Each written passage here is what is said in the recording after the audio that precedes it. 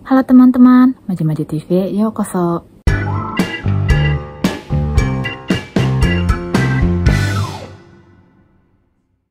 Dalam video ini, saya mau ngasih tahu apakah HP teman-teman itu bisa dipakai di Jepang atau enggak. Kemudian, apakah provider tersebut di daerah tempat tinggal teman-teman itu bagus apa enggak sinyalnya ya. Pertama, jadi apakah HP teman-teman itu di Jepang bisa dipakai apa enggak itu, cara tahunya adalah apakah HP teman-teman itu SIM free. Nah, jadi sih kebanyakan HP Indonesia itu sudah SIM free. SIM free itu jadi provider apapun itu bisa dimasuki di HP tersebut gitu. Nah, karena HP Indonesia itu rata-rata SIM provider apapun itu bisa dipakai kan ya. Nah, sejauh pengalaman saya mengantarkan peserta-peserta membeli SIM HP di Jepang, itu rata-rata semua provider Jepang itu bisa dipakai. Cara untuk cari tahu apakah HP teman-teman itu udah SIM free atau enggaknya itu dari setting HP teman-teman. Nah, saya kasih contoh dari HP saya sendiri. Saya pakai iPhone. Memang HP saya pakai bahasa Jepang, jadi saya menjelaskannya pakai bahasa Jepang ya. Jadi pertama buka sete, kemudian itu buka ipang, lalu buka joho. Nah, kalau scroll ke bawah itu ada tulisannya simlock, simroku kalau bahasa Jepangnya. Nah, kalau tulisannya simroku nasi itu tandanya dia tidak terkunci, maka dari itu dia bisa menggunakan berbagai provider. Cuman kalau tulisannya simroku itu tandanya dia terkunci, maka dari itu dia tidak bisa menggunakan provider manapun. Kalau di Jepang itu misalkan membeli HP-nya itu berarti di Docomo, berarti dia hanya bisa menggunakan provider Docomo saja, gitu ya. Nah, kalau Android gimana? Saya pernah mengantarkan peserta yang mempunyai HP-nya itu Android, menggunakan itu HP Android, jadi dia itu juga sama di settingnya, bisa dicek ya, tulisnya itu SIM free gitu waktu itu. Jadi kalau tulisannya SIM free berarti HP tersebut bisa digunakan provider apapun. Selanjutnya adalah apakah provider tersebut sinyalnya bagus di tempat tinggal teman-teman. Nah, untuk cek caranya itu teman-teman bisa buka Koshiki Saito atau website resminya mereka ya, provider masing-masing. Nah, gimana caranya saya akan jelaskan selanjutnya. Jadi pertama-tama teman-teman buka Google ya.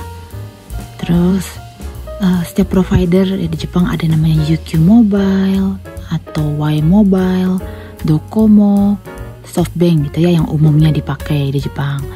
Nah, teman-teman itu bisa mencarinya itu dengan tulisan Denpa. Denpa itu sinyal dalam bahasa Jepang ya. Nah, saya mulai dari UQ Mobile. Di sini keluar Taiyo Service Area UQ Mobile. Kita klik website resminya UQ Mobile ya. Nah, di sini keluar peta. Nah, misalkan saya tinggal di daerah Tokyoto, saya klik Tokyoto. Nah, di sini tuh keluar peta ya dan ada warna-warna. Nah, warna-warna ini tuh ada keterangannya. Yang warna merah itu 5G sub 6. Kemudian warna oranye itu 5G NRK.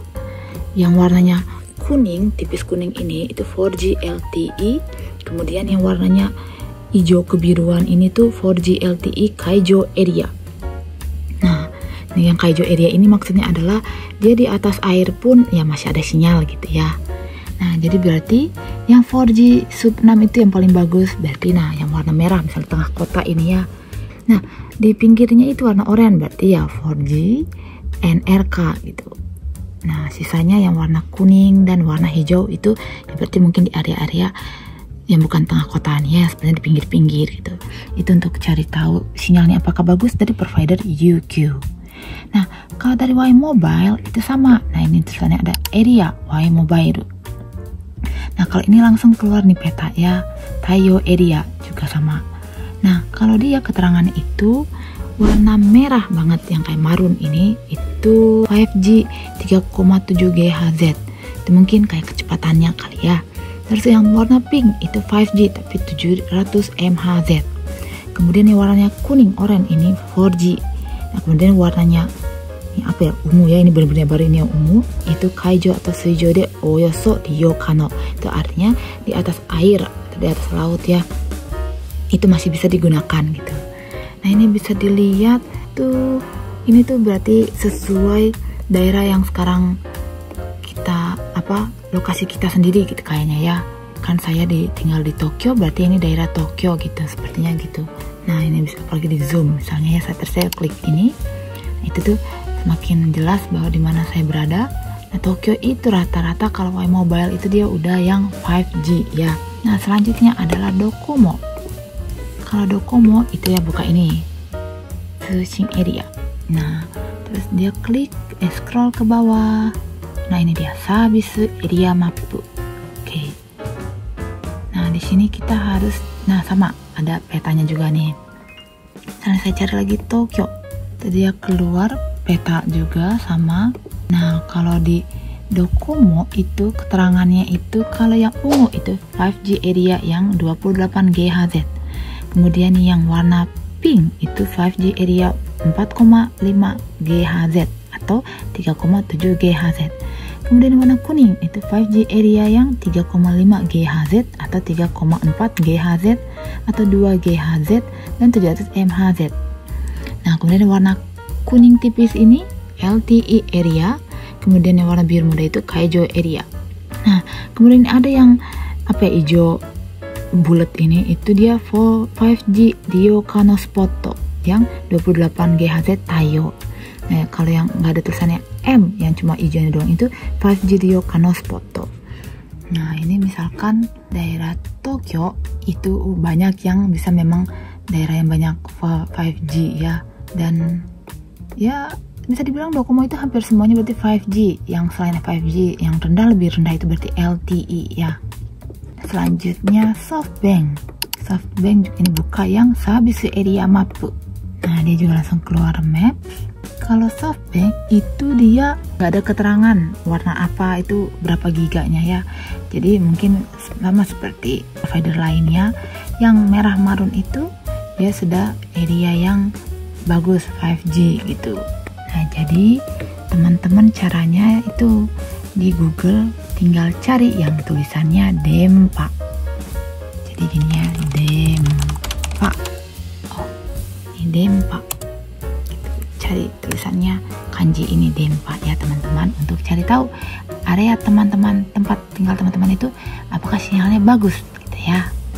Ini teman-teman, perlu ada yang diketahui oleh teman-teman. Tidak semua HP itu sudah 5G.